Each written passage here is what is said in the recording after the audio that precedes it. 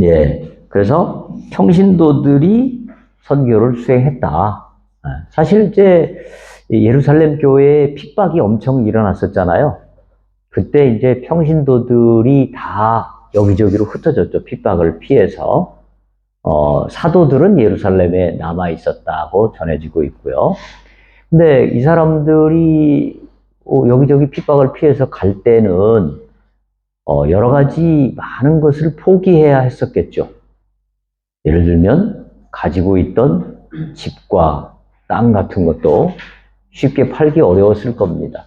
네, 그 다음에 그동안에 가져왔던 어떤 관계들, 이런 것도 포기해야 되고, 그러니까 신앙 하나를 지키기 위해서, 이 평신도들이 다른 것들을 많이 포기한 거죠. 그러니까 이 사람들은 주된 관심이 주로 뭐예요? 어떻게 신앙인으로 믿음을 지키며 살 것인가? 이게 주된 관심이었습니다. 이걸 위해서 다른 것들을 포기한 사람들이었기 때문에 그들이 가는 곳마다 복음 전도의 열매들이 많이 맺혀졌다고 볼 수 있죠. 자, 특별히 이제 오늘 8장에는 사마리아라고 하는 지역으로 빌립 집사가 이제 가는 것을 보게 됩니다. 사마리아는 아수르의 혼혈 정책으로 말미암아 피가 섞여버린 그런 도시죠. 그래서 남유다인들의 입장에서 볼 때는 사마리아인들과 상종하기가 상당히 어려웠다. 이렇게 봅니다. 이런 이유 때문에 82페이지 위에서 한 5번째 줄을 보시면 느헤미야 당시에 성벽을 재건하려고 할 때 사마리아 사람들이 도와준다고 그랬죠. 근데 느헤미야는 그것을 이런 지하에 거절하기도 했습니다. 그만큼 이제 사마리아와 이 유대인 사이에는 상당한 벽이 있었던 거죠.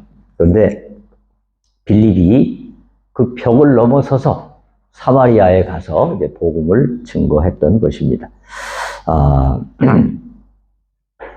그래서 이 빌립에게 있어서 중요한 것은 바로 인종 편견의 장벽을 뛰어넘었다. 인종 편견의 장벽을 가장 먼저 뛰어넘은 사람은 사도가 아니라 누구였다는 거예요? 평신도 집사님이었다 하는 것입니다. 그래서 사도들은 오히려 빌립 집사가 가서 먼저 복음을 전하고 막 역사를 일으킨 뒤에 가서 이제 사역을 했습니다.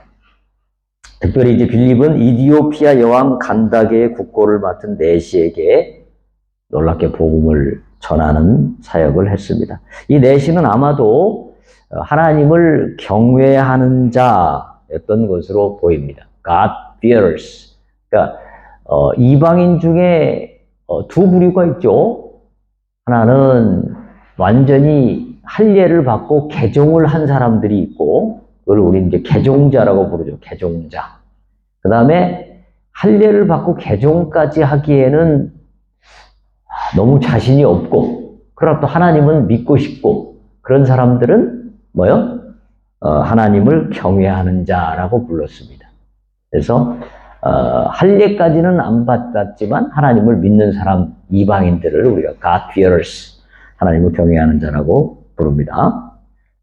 자, 그래서 이 내시가 후에 어떻게 되었는가, 성경은 거기에 대해서 말씀하고 있지 않지만 이 사람이 아마 그 이디오피아에 가서 상당히 고위층, 간다게 여왕의 국고를 맡은 사람이었으니까 상당한 영향력을 미치고 이디오피아가 복음화되는데 결정적인 기여를 했을 것이다. 이렇게 우리는 추측해 볼 수 있습니다.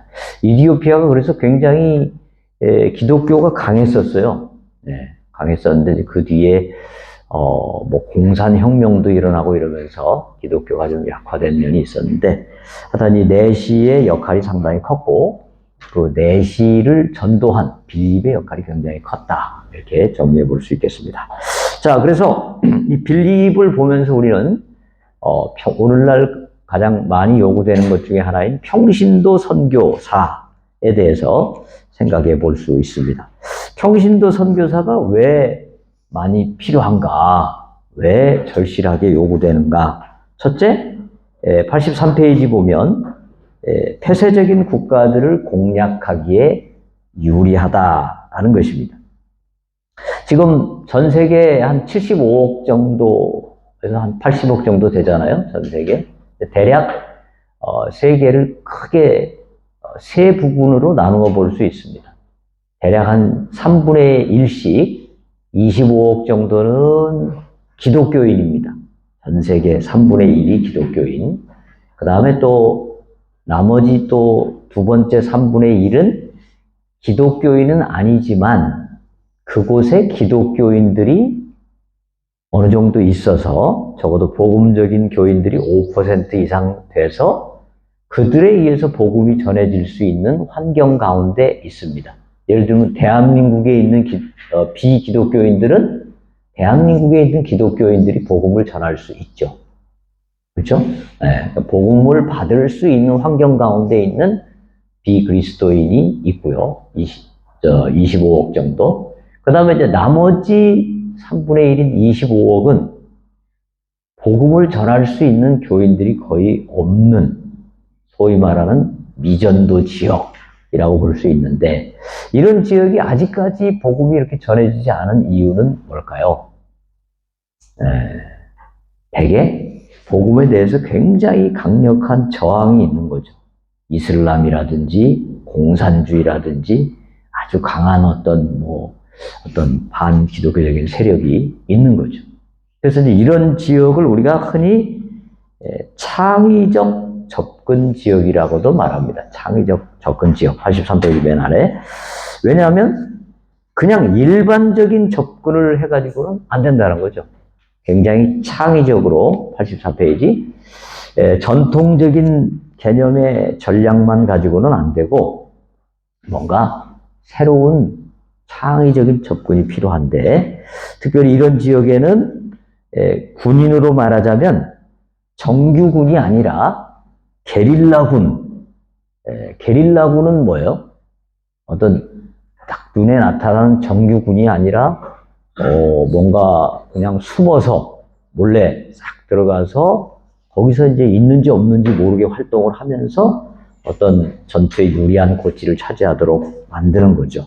그래서 이 게릴라군들이 은밀하게 적진 깊숙이 들어가서 특별한 작전을 개시하는 그 뒤에 이제 어느 정도 전세가 유리해지면 그때 이제 정규군들이 들어가는 거죠. 그래서 이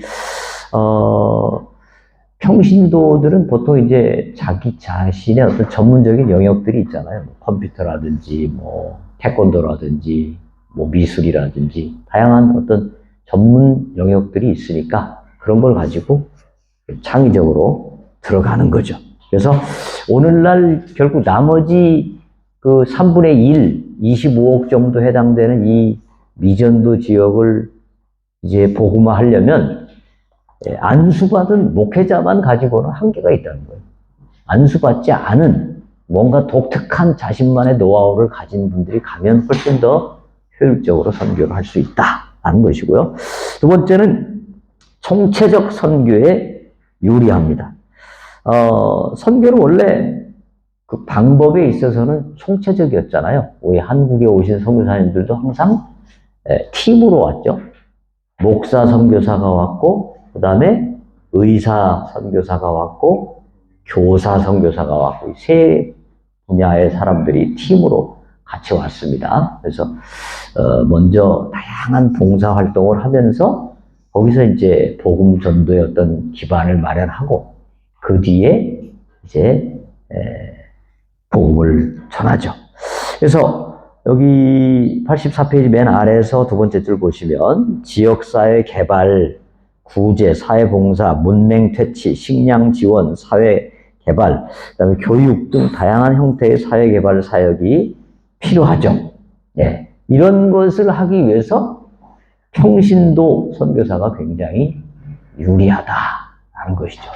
네. 그 다음에 세 번째는 85페이지 가면 저비용 고효율의 선교에 유리하다. 그러니까 선교는 가능하면 무슨 일이든지 그렇죠. 가능하면 비용은 적게 들이고 효율성을 높이는 게 굉장히 중요하죠. 예, 선교학자 헤셀 그레이브라고 하는 분은 이런 얘기를 했습니다. 서구 선교사들의 경우에 5년 동안 약 25만 불, 한 해에 약 5만 불 정도의 예산을 사용한다. 이렇게 말했습니다. 5만 불이면 지금으로 하면 얼마예요? 한 7천만 원 정도 되겠나요? 7천만 원 가까이 되겠죠. 한 해에. 예. 굉장히 돈이 많이 들죠. 예. 특히 이제 외국 선교사들의 경우에는 지난번에도 말씀드렸다시피 연금, 자녀 교육비, 그 다음에 뭐 노후자금, 병이 걸렸을 때 이런 것까지 평소에 다 같이 걷어가지고 그걸 비축을 해놓습니다. 한국의 경우에는 지금, 약 3만 명 가까이 선교사님을 파송하고 있습니다. 한국이. 근데 한 선교사님당 최소 생활비가 한 200만 원쯤 들어요. 생활비만. 그쵸? 여러분 생각할 때 필리핀 같은 데는 한 달에 한 50만 원이면 살지 않겠나? 그 생각할 수 있죠. 베트남은 한 달에 얼마쯤 30만 원 정도. 그러니까 그렇게 생각할 수 있단 말이에요. 베트남이나 필리핀이나 이런 데 가서는 한 50만 원 정도면 얼추 되지 않겠나? 그렇게 생각하지만 선교사가 현지에 가서 그렇게 살 수는 없어요. 어느 정도 생활 수준이 있어야 되니까 현지인하고 똑같이 살 수는 없습니다. 그러다 보니까 그리고 이제 그런 경우에 대부분 수입한 물건들이 많기 때문에 실제 살아보면 한국보다 조금 싸긴 싸지만 그렇다고 한국보다 아주 싼 것도 아니에요. 네. 그리고 거기서 이제 차도 써야 되고 뭐 이런 것들 의외로 비용이 많이 듭니다. 어쨌거나 대략 우리 교단 같은 경우에는 예를 들면 월 200만 원 정도의 생활비를 보장해 드립니다. 그러면 200만 원 곱하기 3만 명 하면 그 돈만 해도 계산해 보니까 600억이에요. 600억. 200만 원 곱하기 3만 명, 600억을 12달을 하면 얼마야? 7,200억. 그러니까 생활비만 1년에 우리나라에서 아마 선교비로 한 7,200억 정도가 들어가고 1년 200억. 네? 그 다음에 이제 사역비를 거기다 또 포함하면 뭐 굉장히 많은 돈이 들어가죠. 그렇기 때문에 이거를 계속해서 이렇게 안수받은 선교사를 무한대로 늘리기는 한계가 있다.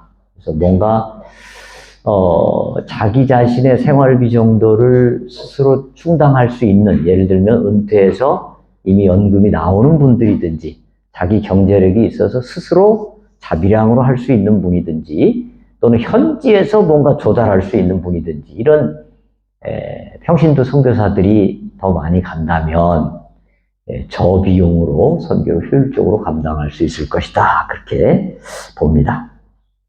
앞으로 이제 더 지금 많은 선교사님들이 필요한데 한국교회나 기존 교회들이 무한대로 선교비를 늘리기는 어렵기 때문에 이런 평신도 선교사들이 더 필요하다.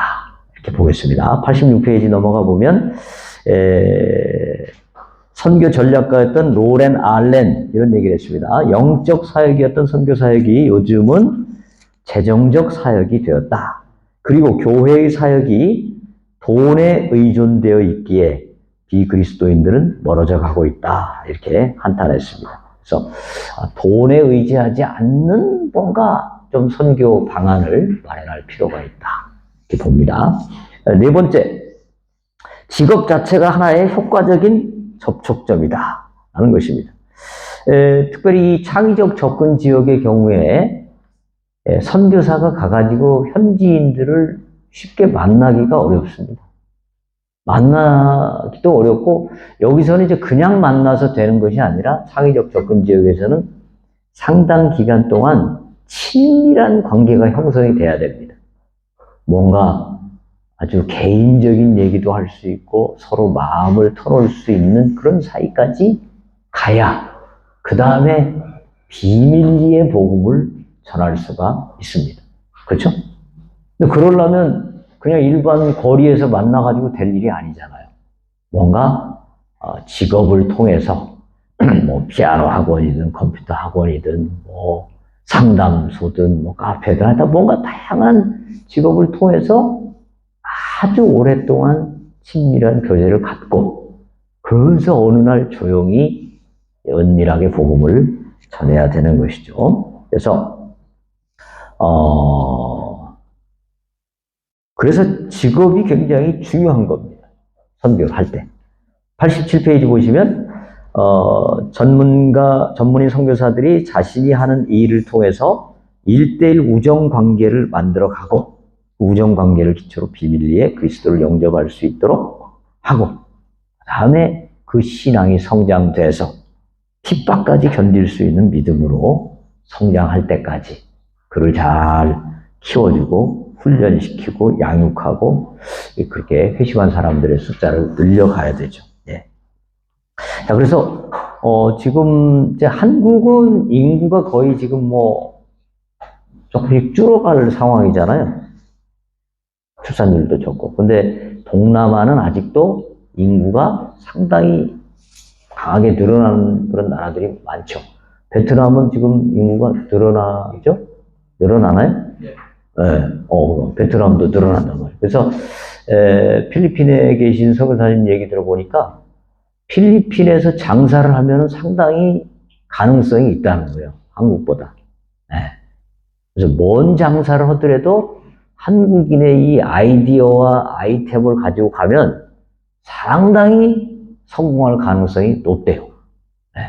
워낙 이제 수요 자체가 많으니까. 그래서 인구가 많은 뭐 쇼핑몰이라든지 이런 데 가서 한국인의 그 지혜를 가지고 하게 되면 굉장히 잘 된다. 그래서 이런 것도 한번 좀 생각해 볼 필요가 있을 것 같습니다. 네. 자, 87페이지.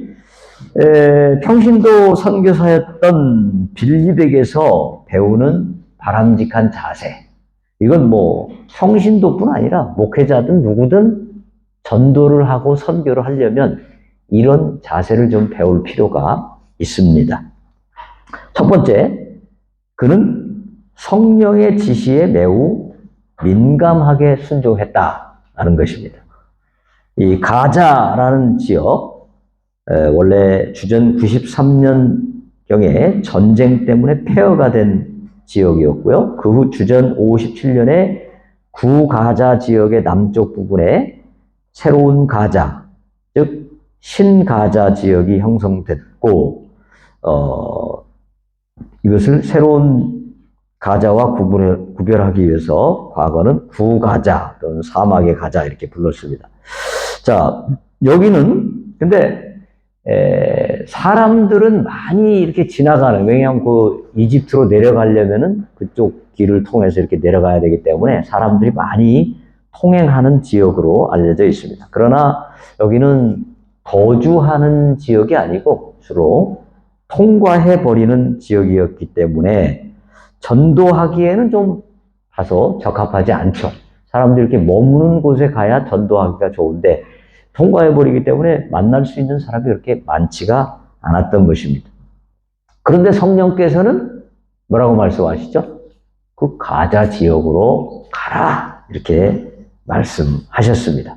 이 빌립은 인간적인 생각으로는 별로 가능성이 없어 보일지라도 성령께서 말씀하시니까 거기에 민감하게 순종했다. 그래서 선교사에게 요구되는 가장 중요한 자세 중에 하나는 바로 성령의 음성을 잘 듣는 것이고 거기에 순종하는 것이다 라는 것이죠. 이 뒤에 이제 사도행전 쭉 보면 계속해서 사도들 뭘 듣죠? 성령의 음성을 듣고 그 음성을 따라서 이제 행동하는 그런 모습을 보여주고 있습니다. 자, 두 번째 88페이지 넘어가면 빌립은 복음 듣는 자에게 매우 수용적이며 예의 바른 자세를 보여주었습니다. 내시에게 부드러운 어조로 무엇을 읽고 있는지 물어보았고 또 내시가 이게 도대체 이해가 안 된다 이 말씀이 뭐 털 깎는 자 앞에서 뭐 순종하는 양 같았고 이런 말이 도대체 뭔지 이해가 안 된다 그런 말을 할 때 끝까지 이 내시의 이야기를 들어주면서 충분히 상대방의 감정을 잘 이해해 주었고, 이러면서 자연스럽게 이제 그 말씀에 대한 성경 공부가 시작이 되죠.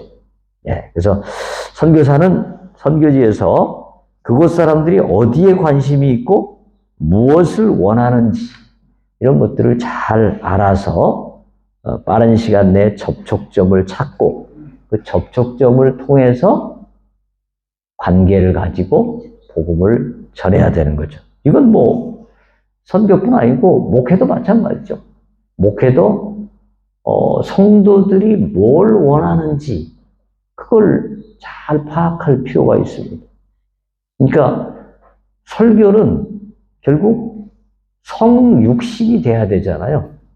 설교는 예수님이 성육신, 하나님이신데 인간들과 소통하기 위해서 인간의 몸을 입으셨듯이 결국 설교 또는 목회도 성도들이 뭘 원하는지를 잘 알고 그 원함을 하나님의 말씀으로 그걸 해결시켜주는 이게 결국 설교요 목회다 이렇게 볼 수 있겠죠.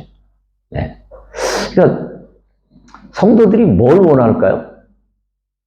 성도들이 교회에 왜 올까요? 성도들이 교회에 올 때 나는 북한 통일을 위해서 교회에 가겠다 오늘부터 그렇게 할까요? 아니면 내가 세계 평화를 위해서 교회를 가겠다. 북한 통일이나 세계 평화는 교회 안 가도 할 수 있죠. 다른 데서도 얼마든지 할 수 있단 말이죠. 근데 굳이 주일날 그 피곤한 몸을 이끌고 얼마나 피곤해요. 피곤한 몸을 이끌고 헌금까지 들고 그 먼 거리를 올 때는 온 이유가 있겠죠.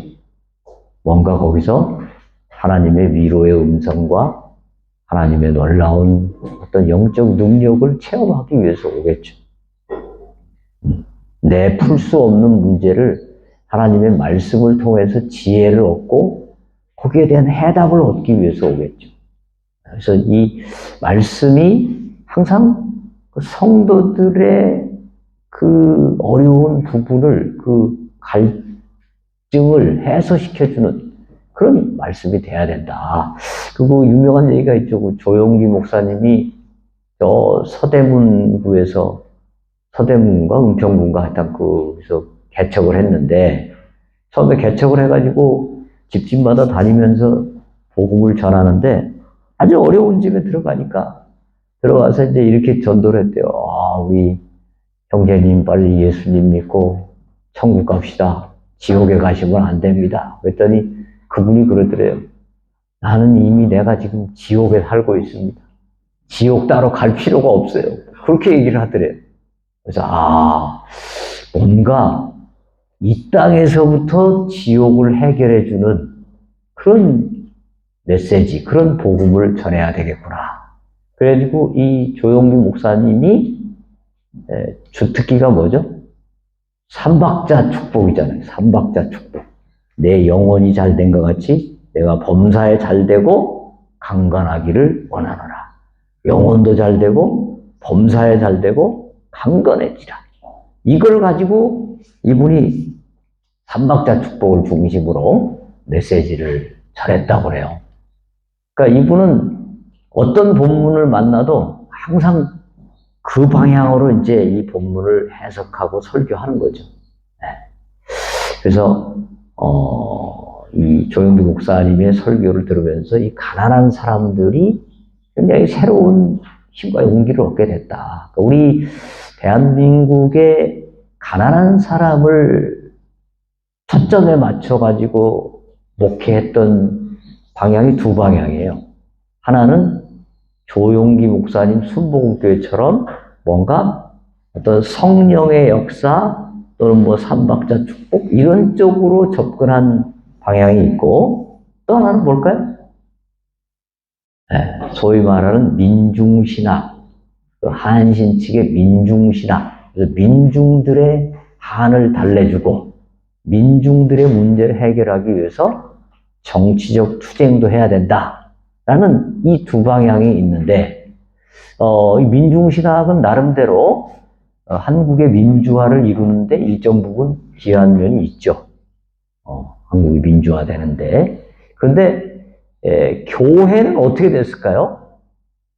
거기가 한신 기장측이라고 하죠. 기독교 장로회인데 기장 측은 교회가 굉장히 어려워졌어요. 너무 이 정치적인 것 또는 어떤 정치적인 투쟁 이쪽으로 많이 강조를 하다 보니까 뭐가 떨어져요?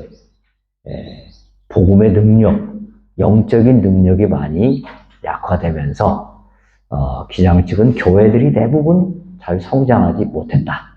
거기 위해서 이제 삼박자 축복을 강조하고 어떤 영적인 능력, 복음의 능력 이걸 강조했던 순복음계통은 상당히 교회가 성장했다라고 봅니다. 그래서 대한민국은 장로교도 어떤 그 미국 학자가 그렇게 평가를 했어요. 대한민국은 장로교도 순복음 장로교다. 오순절 장로교다. 그렇게 표현한 적이 있어요. 장로교도 미국의 장로교와는 조금 분위기가 다르죠. 상당히 좀 뜨겁고 기도를 많이 강조하고 굉장히 복음적이죠. 그래서 그런 교회들이 대부분 잘 성장한다. 이렇게 볼 수 있습니다. 자, 그 다음에 세 번째, 빌립은 내시가 세례를 원할 때 세례를 베풀었죠. 세례라는 것은 자신의 신앙을 공적으로 표명하는 것으로서 우리의 신앙을 성숙시키는데 결정적인 역할을 하는 예식입니다. 결혼식 꼭 안 해도 혼인신고만 하면 되잖아요. 그런데 결혼식을 하는 이유가 뭐예요? 그걸 통해서 많은 사람 앞에 부부된 것을 공표하고 또 그럼으로써 본인도 책임감을 가지고 결혼 생활을 하는 거잖아요. 마찬가지로 세례도 이 예식을 통해서 우리의 신앙을 공적으로 표명하는 것이죠. 자, 원래 이제 세례는 사도들이 줘야 되는데 예외가 좀 있었던 것이죠. 어떤 예외죠? 내시가 지금 길을 가고 있기 때문에 베드로 불러다가 모셔가지고 오면 내시가 그때까지 기다릴 수도 없고 그래서 상당히 긴박한 상황이기 때문에 빨리 세례를 주었다. 그래서 이제 평신도 집사님이 세례를 줄 수 있는 이 상황은 어떤 긴박한 상황의 경우에 예외로 줄 수도 있다. 이렇게 볼 수 있겠습니다. 자, 그런데 이제 89페이지 보시면 빌립이 전도를 했을 때 내리지 않았던 성령이 사도들이 와서 기도할 때 임했다는 구절을 생각해 보면 하나님은 또 질서의 하나님이니까 우리 교회 안에서는 이런 그 목회자의 권위를 어느 정도 인정해서 그에게 이제 세례를 베풀 수 있도록 하는 것이 중요하겠죠. 네. 자, 그 다음에 89페이지 보시면 그는 복음만을 전하고 아무런 보상도 받지 않았습니다. 거기 8장 39절, 40절, 38절, 39절 보면 이에 명하여 수레를 멈추고 빌립과 내시가 둘 다 물에 내려가 빌립이 세례를 베풀고 둘이 물에서 올라올새 주의 영이 빌립을 이끌어 간지라. 내시는 기쁘게 길을 가므로 그를 다시 보지 못하니라. 자, 물에서 세례받고 올라오니까 주의 영이 빌립을 어떻게 했어요? 어디론가 이끌고 갔다라는 것입니다. 이끌고 안 가고 거기 계속 남아 있으면 그 내시가 뭘 줬을까요? 아마 상당한 감사 표시의 선물을 주었겠죠. 내시 돈도 많으니까. 근데 성령께서 아마 돈 받지 말라고 그러셨는지 그를 그냥 어디론가 이끌어 가셨다라는 것입니다. 이것이 이제 우리에게 주는 중요한 교훈 뭐죠? 선교할 때, 복음 전할 때, 목회 생활을 할 때 뭔가 나에게 내가 예상한, 내가 기대한 그런 물질적인 보상이나 어떤 보상이 없더라도 그것 때문에 너무 낙심하거나 실망하거나 열정이 꺾이면 안 된다라는 것을 우리에게 교훈하고 있다고 볼 수 있습니다.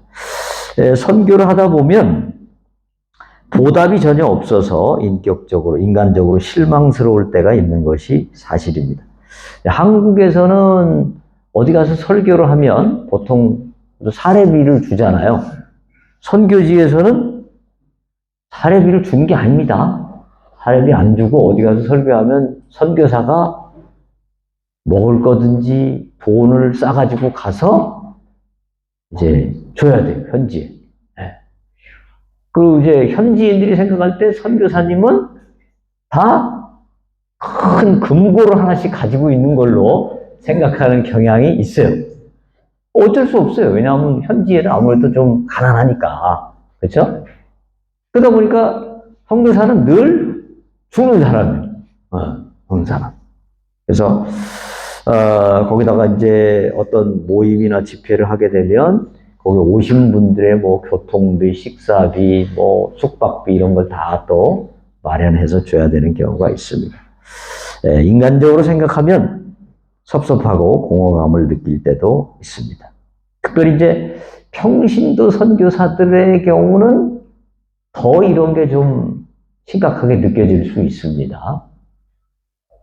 왜냐하면 안수받은 선교사들은 그래도 선교사라고 좀 인정을 받는데 평신도 선교사들은 안수를 받은 것도 아니고 맨날 안수받은 선교사의 밑에서 일을 해야 되는 이런 모습이 이게 좀 섭섭하게 느껴질 수 있습니다. 그래서 안수받은 선교사들은 그래도 영광을 받을 때가 있는데 평신도 선교사들은 열심히 하고 영광과 칭찬은 다 안수받은 선교사에게, 목회자에게 돌아가는 경우도 없지 않아 있다. 근데 뭐 안수를 받았든 안 받았든 하여튼 목회를 하든 뭐를 하든 항상 우리는 주님께 영광을 돌리고 우리는 그저 섬기는 것. 이렇게 말은 쉽지만 이게 현실로 가면 결코 쉬운 일이 아닙니다. 아니어서 꾸준히 우리 자신을 훈련시켜야 된다. 이 빌립이 이 내시에게 세례를 베풀고 참 보상받을 수 있는 기회가 있었음에도 불구하고 성령께서 그를 후련히 어디론가 데리고 간 이유, 그걸 늘 우리가 생각해 볼 필요가 있다. 이렇게 보겠습니다. 자, 우리 8장은 그렇게 끝내고 이제